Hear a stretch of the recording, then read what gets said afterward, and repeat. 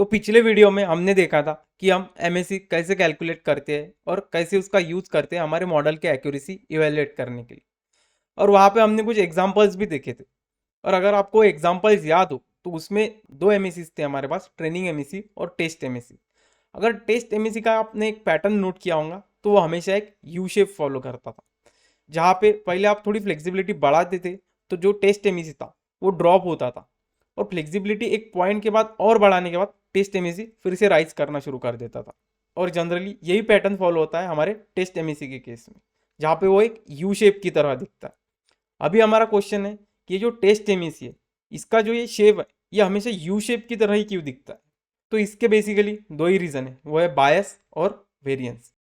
अभी हम इस वीडियो में यही देखते हैं कि बायस और वेरिएंस है क्या, और कैसे हमें ये हेल्प करते हैं हमारे मॉडल की एक ऑप्टिमल कॉम्प्लेक्सिटी सिलेक्ट करने के लिए, या कह लीजिए एक ऑप्टिमल फ्लेक्सिबिलिटी सिलेक्ट करने के लिए। मॉडल की ऑप्टिमल कॉम्प्लेक्सिटी या फ्लेक्सिबिलिटी, इससे मेरा यही मतलब है कि हमारी जो टेस्ट एमएससी हो वो मिनिमम हो और हमारा मॉडल ओवरफिट भी ना करे। तो आगे हम देखते हैं कि टेस्ट एमएससी को बायस और वेरिएंस कैसे अफेक्ट करते हैं। अब सबसे पहले हम देखते हैं कि ये जो टेस्ट एमईसी है ना, इसकी एक्सपेक्टेड वैल्यू हम कैसे दे सकते हैं फॉर एनी पॉइंट x0, या कह लीजिए कोई भी एनी टेस्ट x0। तो वो दिया जाता है इस फॉर्मूला से। ये फॉर्मूला हमें बताता क्या, तो चलिए इसको ब्रेक डाउन करते हैं। सबसे पहले आप लेफ्ट साइड में देखिए, वहाँ पे आपको दिखेगा E of y0 minus F at of x0। इसको कहते हैं हम expected value of test MSC. y0 minus F at of x0 क्या देता है हमें, एरर। इसका मतलब क्या है, इसका मतलब ये है कि अगर आप ये जो एफ हैट है ना, आप इसका एस्टिमेट लगाओगे repeatedly for different training data sets, मतलब आपके पास बहुत सारे ट्रेनिंग डेटा सेट्स है और उन अलग अलग ट्रेनिंग डेटा सेट्स के लिए आपने एफ के अलग अलग एस्टिमेट किए, और बाद में जो आपको एफ के एस्टिमेट मिले उनको टेस्ट किया with the help of x0। आप जब उसको टेस्ट करोगे x0 पे तो आपको कुछ एरर मिलेगा, क्योंकि उसका एक्चुअल और प्रेडिक्टेड वैल्यू में कुछ डिफरेंस रहेगा। तो वो जो एरर आता है ना, वो जो एमईसी आता है वही दिया जाता है इस लेफ्ट वाले पैरामीटर से, जिसको हम कहते हैं expected value of test MSC. और अगर उन सभी ट्रेनिंग डेटा सेट के एप एस्टिमेट के लिए आपको एक एवरेज टेस्ट एमएससी चाहिए ना, तो कुछ नहीं, ये जो आपको सब टेस्ट एमएससी मिलेंगे डिफरेंट एप हेड्स के लिए, उनको आप एवरेज कर दो, तो उन सभी डेटा सेट के लिए वो एक एवरेज टेस्ट एमएससी हो जाएगी। अगर आप अभी राइट हैंड साइड देखोगे ना, तो यहाँ पे कुछ नहीं, एडिशन हो रहा है तीन एंटिटीज का। वो तीन एंटिटीज क्या है, variance of f hat of x0, squared bias of f hat of x0 और वेरिएंस ऑफ एप्सिलॉन। अभी हम वन बाय वन इन तीनों को समझते कि इनका मीनिंग क्या है। सबसे पहले variance of f hat of x0।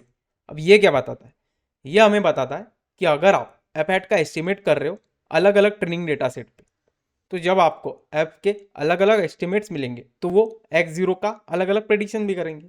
तो एक ऐप का एस्टिमेट आपको कुछ अलग प्रेडिक्शन देगा और दूसरा कुछ अलग प्रेडिक्शन देगा फॉर x0। ऐसे मल्टीपल एफ के एस्टिमेट्स होंगे और उनके मल्टीपल प्रेडिक्शंस होंगे।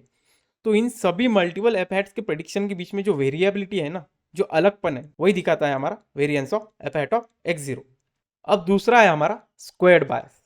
अब ये क्या बताता है, देखिए मैंने आपको एक एग्जाम्पल दिया था कि जब कोई ट्रू फंक्शन नॉन लीनियर हो, कोई ट्रू एफ नॉन लीनियर हो और हम उसको लीनियर अज्यूम कर लेते, तो हमारा जो मॉडल है ना, वो उस ट्रेनिंग डेटा सेट का, उस डेटा सेट के डिटेल्स अच्छे से कैप्चर नहीं करता, और वो जो मॉडल फिट होता है वो सही से रिप्रेजेंट नहीं करता हमारे डेटा को।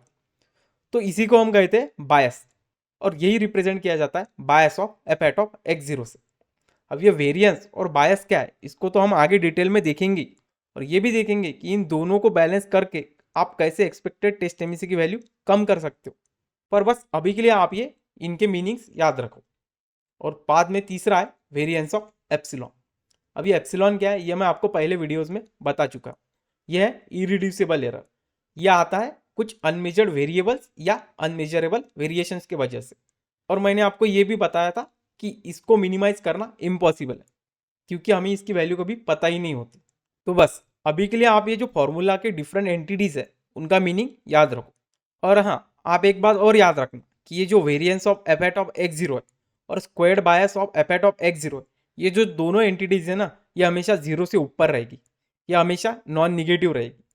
और जो कि ये दोनों एंटिटीज हमेशा नॉन निगेटिव रहेगी ना, तो हमारी जो expected value of test MEC है ना, वो कभी भी वेरिएंस ऑफ एप्सिलॉन के नीचे नहीं जाएगी, वो कभी भी लेस नहीं होगी वेरिएंस ऑफ एप्सिलॉन से। और आगे अभी हम डिटेल में पढ़ते हैं वेरिएंस को। अब वेरिएंस हमें क्या बताता है? वेरिएंस हमें ये बताता है कि एफ कितना चेंज होगा अगर आप उसे एस्टिमेट करते हो यूजिंग कोई डिफरेंट डेटा सेट। मतलब कंसिडर कीजिए आपके पास दो ट्रेनिंग डेटा सेट है, सेट ए और सेट बी। जब आप एफ का एस्टिमेट निकालते हो सेट ए से और बाद में जब आप एफ का एस्टिमेट फिर से निकालते हो सेट बी से, तो दोनों में डिफरेंस होगा। क्यों? क्योंकि दोनों को एस्टिमेट करने के लिए जो ट्रेनिंग डेटा सेट यूज हुआ वो डिफरेंट है, तो यहाँ पे एफ का एस्टिमेट भी डिफरेंट होगा। और ये जो डिफरेंस का मेजर है ना, वही है हमारा वेरिएंस। और आप एक बात याद रखिए कि अगर आपका जो एफ का एस्टिमेट है वो क्लोज टू ट्रू एफ है ना, तो अगर आप ट्रेनिंग डेटा सेट चेंज भी कर दोगे ना, तो आपका एफ के एस्टिमेट ज़्यादा चेंज नहीं होगी। अभी हम कुछ की इनसाइट्स देखते हैं वेरिएंस के। तो देखिए, जब भी आपके मॉडल का वेरिएंस हाई होगा ना, तो आप ट्रेनिंग डेटा सेट अगर चेंज करते हो या ट्रेनिंग डेटा सेट में थोड़ा भी चेंज करते हो ना, तो आपके एफ के एस्टिमेट में बहुत ज़्यादा चेंज आ जाएगा। और अगर आपके मॉडल का वेरिएंस लो है, तो अगर आप आपके ट्रेनिंग डेटा सेट को चेंज भी कर देते हो ना, तो आपके एफ के एस्टिमेट पे ज़्यादा फर्क नहीं आएगा, वो ज़्यादा डिफरेंट नहीं होगा कंपेयर टू प्रीवियस वन। अब ये हाई वेरिएंस और लो वेरिएंस कैसे टेस्ट एमएसी को इम्पैक्ट करते हैं, ये हम आगे एक एग्जाम्पल में देखते हैं। अब आप ये एग्जाम्पल देखिए। इस एग्जाम्पल में ये जो ग्रीन कर्व है ना, ये बहुत फ्लेक्सिबल है। फ्लेक्सिबल मतलब ये डेटा पॉइंट्स को ज़्यादा ही क्लोजली फॉलो कर रहा है, ये कुछ ज़्यादा ही डिटेल्स कैप्चर कर रहा है हमारे डेटा सेट में से।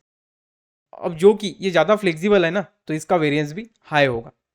अब इसका वेरिएंस हाई होगा मतलब क्या होगा? अब वेरिएंस में मैंने क्या कहा था कि जब भी आप डेटा सेट में थोड़ा चेंज कर देते हो ना, तो ऐप के एस्टिमेट में बहुत चेंज आ जाता है। अभी आप कंसिडर कर लीजिए कि ये जो डेटा पॉइंट है आपके, ये जो ब्लैक सर्कल्स है, इसमें मैं और एक डेटा पॉइंट ऐड कर देता हूँ यहाँ पे। अब मैं यहाँ पे जैसे ही ये रेड पॉइंट ऐड करता हूँ ना, ये डेटा पॉइंट ऐड करता हूँ, तो आप देखोगे कि ये जो कर्व है, इसको ये रेड पॉइंट फॉलो करने के लिए यहाँ पे भी आना पड़े। और इसके वजह से ये जो ऐप का एस्टिमेट है ना, वो जो ग्रीन कर्व है वो बहुत चेंज हो जाएगा। दूसरा आप देखिए ये ऑरेंज रिग्रेशन लाइन।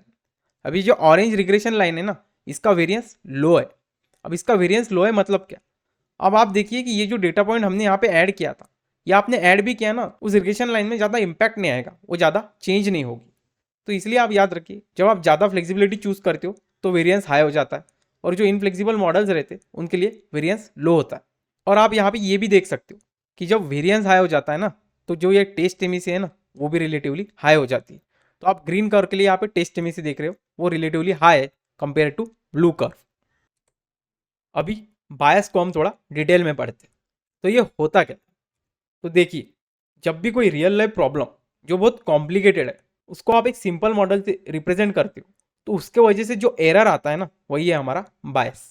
जैसे फॉर एग्जांपल आप कंसिडर कर लीजिए, आपके पास तीन प्रेडिक्टर्स है, x1, x2 और x3, और उनका एक रिस्पॉन्स है y।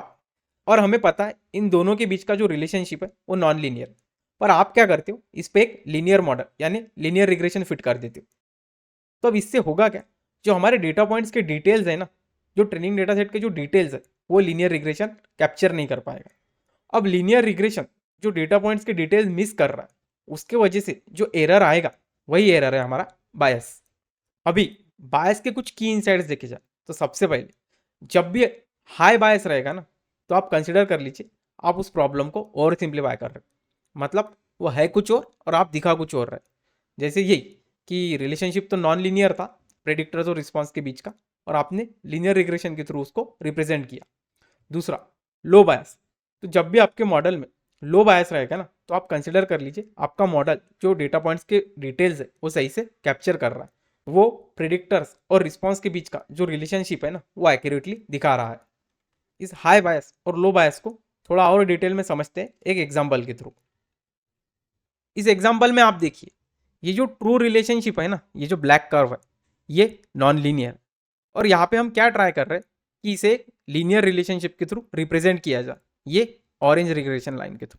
तो आप एक पॉइंट यहाँ पे नोट कीजिए कि जब भी रिलेशनशिप नॉन लीनियर है और हम उसको लीनियर दिखाने की कोशिश कर रहे हैं, तो नो मैटर आप उसको कितना भी डेटा दे दीजिए, बायस आपका हाई ही रहेगा। इस केस में आप लीनियर रिग्रेशन को कितना भी डेटा दे दीजिए, तो वो बायस हाई ही रहेगा, क्योंकि ट्रू रिलेशनशिप नॉन लीनियर है। तो यही है, जब भी आप लीनियर रिग्रेशन यूज करोगे तो बायस हाई रहेगा नॉन लीनियर डेटा पे। और जैसे ही हम यहाँ पे फ्लेक्सिबल मॉडल्स यूज करते हैं ना, तो आपका बायस लो होता जाएगा। जैसे जैसे आप फ्लेक्सिबिलिटी बढ़ाते जाओगे, आपका बायस लो होता जाएगा। क्यों? क्योंकि वो जो डेटा के डिटेल्स है हमारा मॉडल सही से कैप्चर करने लग जाएगा। जैसे इस एग्जाम्पल में देखिए, ये जो ब्लू कर्व है ना, ये ब्लू कर्व और ग्रीन कर्व वो डेटा को क्लोजली फॉलो कर रहे हैं, वो डेटा की डिटेल सही से कैप्चर कर रहे हैं। और आप देखोगे कि वो जो ब्लू कर्व और ग्रीन कर्व वो ब्लैक कर्व जो ट्रू रिलेशनशिप है उसके आसपास ही है, मतलब वो नॉन लीनियर रिलेशनशिप को सही से रिप्रेजेंट कर रहे हैं। और अगर आपने यहाँ पे राइट पैनल में नोटिस किया होगा तो लीनियर रिग्रेशन के लिए जब आपका बायस हाई था तो आपका टेस्ट एमिसी भी बहुत हाई है। और दूसरा, जो आपके फ्लेक्सिबल मॉडल्स थे जैसे ये ब्लू कर्व और ग्रीन कर्व, उनके लिए बायस लो था तो उनके लिए टेस्ट एमिसी भी लो है। और आप ऐसा मत कंसिडर कीजिए कि लीनियर रिग्रेशन में हमेशा बायस हाई ही रहेगा। आप दूसरा सिनेरियो कंसिडर कर लीजिए कि जहाँ पे जो डेटा पॉइंट्स है ना उनका जो ट्रू रिलेशनशिप है वो लीनियर है, तो उस केस में अगर आप वहाँ पे लीनियर रिग्रेशन फिट करोगे तो वहाँ पे बायस लो होगा। अगर आप उस लीनियर रिग्रेशन मॉडल को बहुत डेटा दोगे, बहुत सारा डेटा दोगे, तो वो ट्रू एफ को क्लोजली फॉलो करने लग जाएगा। तो उस केस में हमारे लीनियर रिग्रेशन के लिए बायस बहुत लो हो जाएगा, क्योंकि हमारा ट्रू रिलेशनशिप भी लीनियर ही है।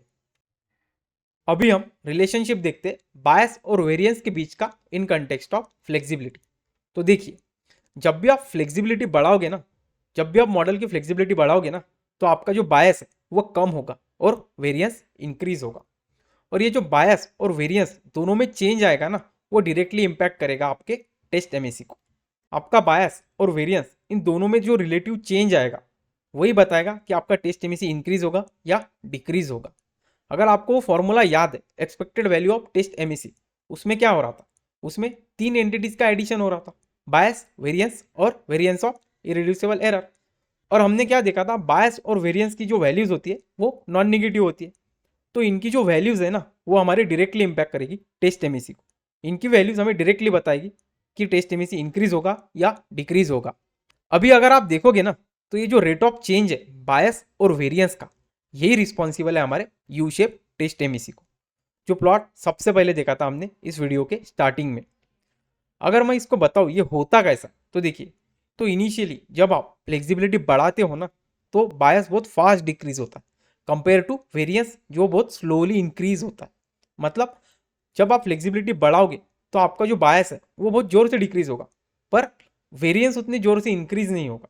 तो इसके वजह से क्या होगा, बायस आपका डिक्रीज हो रहा है ना, तो उसके साथ साथ आपका टेस्ट एमएसी भी डिक्लाइन होगा, आपका टेस्ट एमएसी भी नीचे आना शुरू कर देगा। फिर एक पॉइंट के बाद क्या होता है, जो ऑप्टिमल फ्लेक्सिबिलिटी है आप उसके आगे चले जाते हैं, और फ्लेक्सिबिलिटी जब एक ऑप्टिमल वैल्यू क्रॉस कर देती है उसके बाद क्या होता है, वेरिएंस जो होता है ना वो बहुत फास्ट इंक्रीज होना शुरू हो जाता है। रिलेटिवली जो आपका बायस है ना वो बहुत स्लोली डिक्रीज होना शुरू करता है। तो इसकी वजह से क्या होता है, जब वेरिएंस बहुत बढ़ जाता है तो आपकी टेस्ट एमएसी फिर से बढ़ना शुरू कर देती है। तो आप देखिए, यू शेप टेस्ट एमएसी के लिए पूरी साइकिल क्या हो रही है, पहले फ्लेक्सिबिलिटी बढ़ा रहे हो तो बायस बहुत जोर से नीचे आता है, उसके साथ टेस्ट एमएसी भी बहुत जोर से नीचे आता है। फिर आप एक optimal level of flexibility cross कर देते हो, उसके बाद वेरिएंस बहुत जोर से बढ़ना शुरू कर देता है, पर बायस उतना जोर से नीचे नहीं जाता, तो उसकी वजह से टेस्ट एमएसी फिर से राइज करना शुरू कर देता है। और इसके वजह से आता है हमारा टेस्ट एमएसी को एक यू शेप।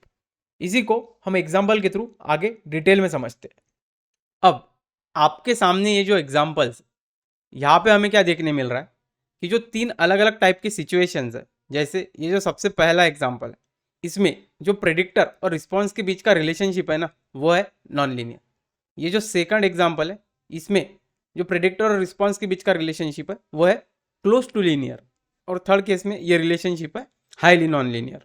अभी हम यहाँ पे क्या कर रहे हैं, इन तीनों एग्जाम्पल्स पे ना अलग अलग टाइप्स के स्टैटिस्टिकल लर्निंग मेथड्स अप्लाई कर रहे हैं।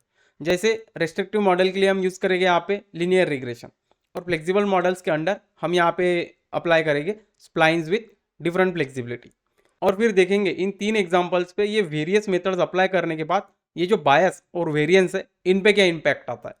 अभी ये जो राइट हैंड साइड वाली बड़ी इमेज है ना, इसमें ये जो 3 प्लॉट्स है ये 3 करस्पॉन्डिंग एग्जाम्पल के लिए, जैसे ये जो पहला प्लॉट है ये पहले एग्जाम्पल के लिए, ये दूसरा सेकंड एग्जाम्पल के लिए, और तीसरा थर्ड एग्जाम्पल के लिए। आप अभी बस फोकस कीजिए ये राइट हैंड वाली इमेज है। आपको यहाँ पे ये अलग अलग कलर्स के लाइन दिख रहे हैं। मैं सबसे पहले बताता हूँ कि ये लाइन्स है क्या। देखिए, ये जो तीनों प्लॉट्स हैं ना, इसमें ये जो ब्लू कर्व है, ये ब्लू कर्व हमें क्या बताता है, तीनों प्लॉट्स के लिए स्क्वायर्ड बायस। और ये जो ऑरेंज कर्व है ये क्या बताता है हमें, वेरिएंस ऑफ आवर मॉडल, जो एपैट हमने एस्टिमेट किया है ना उसके लिए वेरिएंस।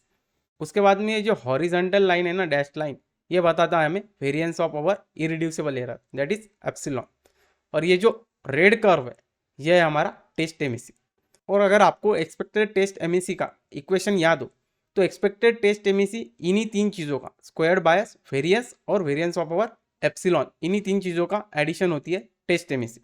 आप अगर किसी भी पॉइंट पे यहाँ पे एक्स एक्सिस पे किसी भी पॉइंट की इन तीनों चीज़ों का अगर एडिशन करोगे ना तो आपको रिस्पेक्टिव टेस्ट एमएसी मिल जाएगी। और ये सेम तीनों प्लॉट के लिए अप्लाई करता है। यहाँ पे तीनों एग्जांपल्स में आपको एक पैटर्न दिख रहा होगा।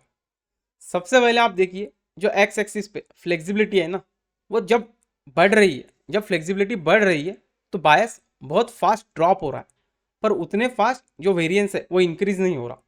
और जब बायस ड्रॉप हो रहा है ना, डिक्रीज हो रहा है, तो आप देखोगे टेस्ट एमईसी भी ड्रॉप हो रही है, टेस्ट एमईसी भी डिक्लाइन कर रही है। और ये पैटर्न आपको तीनों एग्जांपल्स में दिखेगा। और यहाँ पे आपको एक बात और नोटिस करनी चाहिए, तीनों प्लॉट में ये वर्टिकल डॉटेड लाइन, तीनों प्लॉट में ये जो वर्टिकल डॉटेड लाइन है ना, ये है हमारी optimal level of flexibility for that example. इसके बाद हमारा मॉडल ओवरफिट करना शुरू कर देता है। अभी हम वन बाय वन समझते हैं हर एक एग्जाम्पल के लिए या हो क्या रहा है। सबसे पहले एग्जाम्पल में जो डेटा पॉइंट्स के बीच रिलेशनशिप था वो नॉन लीनियर था। और नॉन लीनियर पे सबसे पहला प्लॉट जो हमने फिट किया, मेथड फिट किया, वो था लीनियर रिग्रेशन। ये जो ऑरेंज रिग्रेशन लाइन है इसे हमने उस डेटा पे फिट किया। अब ये जो रिलेशनशिप था इसको हमने ओवर सिंप्लीफाई कर दिया, मतलब एक कॉम्प्लेक्स रिलेशनशिप को एक लीनियर मॉडल से रिप्रेजेंट करने का यहाँ पे ट्राई किया। तो आप देखोगे उस केस में हमारा बायस हाई होता है। तो आप यहाँ पे देखिए जब बायस हाई था ना तो हमारी जो टेस्ट एमईसी थी वो सबसे हाई थी। अगर आप यहाँ पे राइट हैंड प्लॉट में देखें तो जैसे ही हमने यहाँ पे फ्लेक्सिबिलिटी बढ़ाई, मतलब जो हमारे ग्रीन और ब्लू कर्व थे, मतलब जो मॉडल्स थे स्प्लाइन के, उनकी फ्लेक्सिबिलिटी जैसे ही यहाँ पे बढ़ रही है, एक्स एक्सिस पे देखिए हमारी फ्लेक्सिबिलिटी जैसे ही बढ़ी तो हमारा आप देखिए बायस भी ड्रॉप होना शुरू किया। और जैसे बायस ड्रॉप हुआ हमारा टेस्ट एमईसी भी ड्रॉप होना शुरू हो गया। उसके बाद आप ये नोटिस कीजिए कि जब ये पीरियड था बायस ड्रॉप होने का, उस समय जो वेरिएंस है ना वो उतना फास्ट इंक्रीज नहीं हो रहा जितना फास्ट बायस ड्रॉप हो रहा है। जब एक ऑप्टिमल लेवल ऑफ फ्लेक्सिबिलिटी जो थी यहाँ पे, ये जो ऑप्टिमल लेवल ऑफ फ्लेक्सिबिलिटी जैसे ही क्रॉस हुई तो उसके बाद जो वेरिएंस था ना वो बहुत फास्ट इंक्रीज होना शुरू कर दिया, पर हमारा जो बायस था वो अब फ्लैट होना शुरू हो गया था। तो जैसे ही हमारा वेरिएंस बहुत फास्ट इंक्रीज होना शुरू किया ना, आप देखोगे कि हमारे टेस्ट एमईसी फिर से इंक्रीज होना शुरू की। और जब ये टेस्ट एमईसी फिर से इंक्रीज होना शुरू की तो हमारा मॉडल ओवरफिट करना शुरू कर दिया। अभी आप सेकंड एग्जांपल देखिए। सेकंड एग्जांपल में जो हमारा रिलेशनशिप है, ये जो ब्लैक कर्व है इसमें ये क्लोज टू लीनियर है। तो अब ये जो क्लोज टू लीनियर है इसके लिए लीनियर मॉडल ही सही रहेगा फिट करने के लिए। तो आप देखिए जैसे ही हमने यहाँ पे एक लीनियर मॉडल फिट किया, लीनियर रिग्रेशन फिट किया, तो उस केस में हमारी टेस्ट एमईसी वेरी लो थी। अब ये ऐसा क्यों हुआ वो समझते हैं। ये राइट हैंड वाले प्लॉट में रिलेशनशिप डेटा के बीच में लीनियर ही था, हमने लीनियर मॉडल अप्लाई किया जो एक रिस्ट्रिक्टिव मॉडल है। और दूसरा जो स्प्लाइन था, स्प्लाइन जब हमने फिट किया with less level of flexibility वो भी हमें एक अच्छा रिजल्ट दे रहा था। अब जो कि डेटा का रिलेशनशिप लीनियर था और हमने लीनियर मॉडल ही अप्लाई किया, तो उसके लिए जो हमारा बायस था ना वो ऑलरेडी कम था। तो हमारा बायस जो आप देख सकते हो यहाँ पे ब्लू का, वो ऑलरेडी कम था। बायस कम था ना तो उसके लिए ऑलरेडी हमारी जो टेस्ट एमईसी थी वो ऑलरेडी लो थी। अभी आप देखिए फिर से यहाँ पे ये जो वर्टिकल डैश लाइन है, ये जैसे ही ऑप्टिमल लेवल ऑफ फ्लेक्सिबिलिटी फिर से क्रॉस हुई तो आप देखिए ये जो हमारा वेरिएंस था, ये जो ऑरेंज कर्व वो फिर से बहुत फास्ट इंक्रीज होना शुरू किया। और वेरिएंस फिर से इंक्रीज होना शुरू किया तो हमारा टेस्ट एमईसी भी फिर से स्पाइक करना शुरू कर दिया। अभी आप देखिए थर्ड एग्जाम्पल। अब थर्ड एग्जाम्पल में ना हमारा जो डेटा का रिलेशनशिप है रिस्पॉन्स और प्रिडिक्टर का, वो हाईली नॉन लीनियर। तो जैसे आप highly non linear data set पे एक लीनियर रिग्रेशन फिट करते हो ना तो वहाँ पे बायस बहुत हाई होता है। तो आप देखिए यहाँ पे जो ऑरेंज रिग्रेशन लाइन है वो सही से डेटा को फिट भी नहीं हो रही। तो उसके वजह से क्या हो रहा है, ये जो बायस है यहाँ पे बहुत ज़्यादा है। और आप देखिए बायस बहुत ज़्यादा है ना तो उसके वजह से हमारी टेस्ट एमईसी भी यहाँ पे हाई है। अब आप आ जाइए राइट हैंड प्लॉट पे। अब आप राइट हैंड प्लॉट पे देखिए जो कि डेटा का रिलेशनशिप हाईली नॉन लीनियर था और उस पर हमने लीनियर रिग्रेशन फिट किया तो हमारा बायस बहुत हाई था। यहाँ पर फिर से आप वो पैटर्न नोटिस कीजिए कि जैसे ही यहाँ पे फ्लेक्सिबिलिटी इंक्रीज होना शुरू की, मतलब इस एग्जांपल में जैसे ही आप देखोगे ये ग्रीन कर्व और ब्लू कर्व उनकी फ्लेक्सिबिलिटी हाई थी कंपेयर टू लीनियर रिग्रेशन, तो यहाँ पे फिर से जो बायस था ना वो ड्रॉप होना शुरू किया।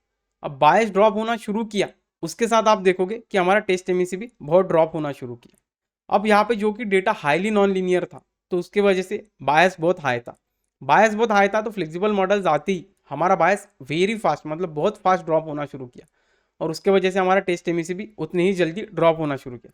और यहाँ पे फिर से वही पैटर्न, जब ये optimal level of flexibility cross हुई तो आप देखिए यहाँ पे जो बायस था वो फ्लैट होना शुरू हो गया, ये जो ब्लू कर्व है। और जो हमारा वेरिएंस है ना, ये ऑरेंज कर्व, ये धीरे धीरे अब बढ़ना शुरू हो चुका है। अब ये वेरिएंस फिर से बढ़ेगा तो फिर से आप देखोगे हमारी टेस्ट एमिसी इंक्रीज होना शुरू करेगी। अगर आप तीनों एग्जांपल्स देखोगे तो ये तीन अलग अलग टाइप के डेटा थे। तीन अलग अलग टाइप के डेटा होके भी यहाँ पे टेस्ट एमिसी एक ही पैटर्न फॉलो कर रही थी, जो था लगभग यू शेप का, ये यू शेप का, ये यू शेप का। और आप यहाँ पे ये भी नोटिस कीजिए, ये तीन अलग अलग टाइप के रिलेशनशिप्स थे ना, जो उनके ऑप्टिमल लेवल ऑफ फ्लेक्सिबिलिटी थी वो भी डिफरेंट थी। यहाँ पे सबसे फर्स्ट एग्जांपल के लिए आप देखोगे कि फ्लेक्सिबिलिटी थोड़ी मीडियम टाइप में थी, यहाँ पे आप एक्स एक्सिस पे देखोगे तो 5 के अराउंड थी। सेकंड एग्जांपल में लीनियर रिलेशनशिप था डेटा के बीच, तो फ्लेक्सिबिलिटी बहुत कम लगी हमें, बहुत लो फ्लेक्सिबिलिटी में ही हमारा काम हो गया। थर्ड एग्जाम्पल में जो कि हमारा रिलेशनशिप हाईली नॉन लीनियर था, तो आप देखोगे हमारी फ्लेक्सिबिलिटी यहाँ पे 10 के अराउंड है। आप यहाँ पे वर्टिकल डॉटेड लाइन देख सकते हो। सो तीन अलग अलग टाइप के रिलेशनशिप्स के लिए हमारी जो लेवल ऑफ फ्लेक्सिबिलिटी थी वो भी अलग अलग थी। अभी यहाँ पे अगर मैं इन तीनों एग्जाम्पल्स में से आपको एक जनरल कंक्लूजन बताऊँ तो सबसे पहले यही कि जो डेटा का रिलेशनशिप होता है, प्रेडिक्टर्स और रिस्पॉन्स के बीच का जो रिलेशनशिप होता है वो अलग अलग डेटा के लिए अलग अलग होता है। तो इसीलिए उनका जो ऑप्टिमल लेवल ऑफ फ्लेक्सिबिलिटी है ना, वो भी हमेशा डिफरेंट रहेगा। दूसरा, ये जो टेस्ट एमिसी होती है ना, वो हमेशा जैसे ही बायस डिक्लाइन करना शुरू कर देगा उसके साथ साथ टेस्ट एमिसी भी डिक्लाइन करना शुरू कर देगी। बायस तब तक डिक्लाइन होगा जब तक वो एक optimal level of flexibility cross नहीं कर देता। जैसे एक optimal level of flexibility cross हो जाती है, हमारा बायस फ्लैट हो जाता है और जो वेरिएंस है वो रैपिडली इंक्रीज करना शुरू कर देता है। और जैसे ही वेरिएंस इंक्रीज होना शुरू हो जाता है, हमारा टेस्ट एमिसी भी रैपिडली इंक्रीज होना शुरू कर देता है। और इसके वजह से आता है हमारे टेस्ट एमिसी को एक यू शेप। और जो इक्वेशन हमने देखा था एक्सपेक्टेड टेस्ट एमिसी का, और ये जो तीन प्लॉट्स यहाँ पे देख रहे हो आप, इन तीनों में हमने रिलेशनशिप देखा है बिटवीन स्क्वायर्ड बायस, वेरिएंस और वेरिएंस ऑफ एप्सिलॉन। और इसी को हम कहते हैं बायस वेरिएंस का ट्रेड ऑफ। इसको हम ट्रेड ऑफ इसलिए कहते हैं क्योंकि हमें यहाँ पे समझौता करना पड़ता है बिटवीन बायस और वेरिएंस। और आपके लिए हमेशा ये आसान रहेगा कि आप एक ऐसा मॉडल बनाओ जहाँ पे बायस हाई है और वेरिएंस लो है, या वेरिएंस बहुत हाई है और बायस बहुत लो। अगर आपके पास एक ऐप का एस्टिमेट है जिसमें आपने एक स्टैटिस्टिकल लर्निंग मेथड यूज़ की कोई ट्रेनिंग डेटा के लिए, आप कहते हो कि उसका परफॉर्मेंस अच्छा है, तो आपका कहना यही है कि उस स्टैटिस्टिकल लर्निंग मेथड के लिए स्क्वायर्ड बायस और वेरिएंस इनकी वैल्यू लो है। और आप ये ध्यान में रखना कि चैलेंजिंग पार्ट यही है कि कोई एक ऐसी मेथड ढूंढो जिसमें स्क्वायर्ड बायस और वेरिएंस दोनों की वैल्यू लो हो। देखिए, अभी तक जो हमने एग्जाम्पल देखे वो सिमुलेटेड डेटा पे थे। जो कि डेटा सिमुलेटेड था हमको वहाँ पे ट्रू एफ पता था। पर जैसे ही आपको एक रियल लाइफ प्रॉब्लम लेते हो और उसको आप सॉल्व करने की कोशिश करते हो, तो वहाँ पे आपको टेस्ट एमिसी, स्क्वायर्ड बायस और वेरिएंस ये कैलकुलेट करने में या कंप्यूट करने में डिफिकल्टी आएगी। क्यों? क्योंकि हमें उस केस में ट्रू एफ पता नहीं होता। और अगर आपको ट्रू एफ पता नहीं, तो आपका जो मॉडल आपने फिट किया है ट्रेनिंग डेटा पे, उसको आप कंपेयर किसके साथ करो। और इसके लिए हम यूज़ करते हैं क्रॉस वैलिडेशन। अब क्रॉस वैलिडेशन में क्या होता है कि आप ट्रेनिंग डेटा का यूज़ करके टेस्ट एमिसी कैलकुलेट कर सकते हो। अब ये जो क्रॉस वैलिडेशन है इसको हम आगे डिटेल में पढ़ेंगे। और आप ये जो बायस और वेरिएंस का ट्रेड ऑफ होता है ना, उसको हमेशा याद में रखना। आप ये हमेशा याद रखना कि जब भी आपके मॉडल का बायस लो होगा और वेरिएंस हाई होगा, तो उस केस में आपका मॉडल ओवरफिट हो चुका है। और जब भी आपका वेरिएंस लो होगा और बायस हाई होगा, तो आपके मॉडल में अंडर फिटिंग है, मतलब वो आपके डेटा का जो रिलेशनशिप है वो सही से रिप्रेजेंट नहीं कर रहा, वो डिटेल्स को कैप्चर नहीं कर रहा। और अपना गोल हमेशा यही रहता है कि एक ऐसा मॉडल, एक ऐसी स्टैटिस्टिकल लर्निंग मेथड यूज़ करना कि जहाँ पे जो बायस और वेरिएंस है वो दोनों लो हो। इस पूरे वीडियो का अगर मैं आपको टेक अवे बताऊँ, तो सबसे पहले तो आप ध्यान रखिए, अगर आपको आपके मॉडल का परफॉर्मेंस सही से समझना है तो आपको बायस वेरिएंस ट्रेड ऑफ भी समझना होगा। बायस वेरिएंस ट्रेड ऑफ ये बहुत फंडामेंटल है मॉडल इवैल्यूएशन के लिए। जैसे हमने इस वीडियो में देखा है कि जब डेटा का रिलेशनशिप लीनियर होता है तो वहाँ पे लीनियर मॉडल्स ही सही से काम करते हैं और बायस उस केस में लो होता है। पर जैसे ही आपके डेटा का रिलेशनशिप हाईली नॉन लीनियर या नॉन लीनियर हो जाता है, तो उस केस में आपको फ्लेक्सिबल मॉडल्स ही लगेंगे। वहाँ पे रिस्ट्रिक्टिव मॉडल्स या लीनियर मॉडल यूज़ करने से बायस हाई हो जाता है। तो आप किसी भी केस में रिस्ट्रिक्टिव या फ्लेक्सिबल मॉडल इग्नोर नहीं कर सकते, क्योंकि अगर आपके पास बहुत सारा डेटा है और रिलेशनशिप नॉन लीनियर है तो आपको फ्लेक्सिबल मॉडल्स के साथ ही जाना पड़ेगा। और रिलेशनशिप अगर क्लोज टू लीनियर है तो आपको लीनियर मॉडल्स के साथ ही जाना पड़ेगा। दूसरी इंपॉर्टेंट चीज़, मतलब ये जो टेस्ट एमिसी होती है ना, इसकी वैल्यू हमेशा लो होगी या ये हमेशा मिनिमाइज रहेगा जब आपकी बायस और वेरिएंस की रिस्पेक्टिव वैल्यूज भी लो होगी। और लास्ट मतलब ये जो ऑप्टिमल लेवल ऑफ फ्लेक्सिबिलिटी होती है ना, ये अलग अलग होती है अलग अलग टाइप के डेटा सेट के लिए, क्योंकि ये जो मॉडल की फ्लेक्सिबिलिटी होती है ना, ये अलग अलग तरीके से इम्पैक्ट करती है हमारे बायस और वेरिएंस को अलग अलग डेटा सेट के लिए।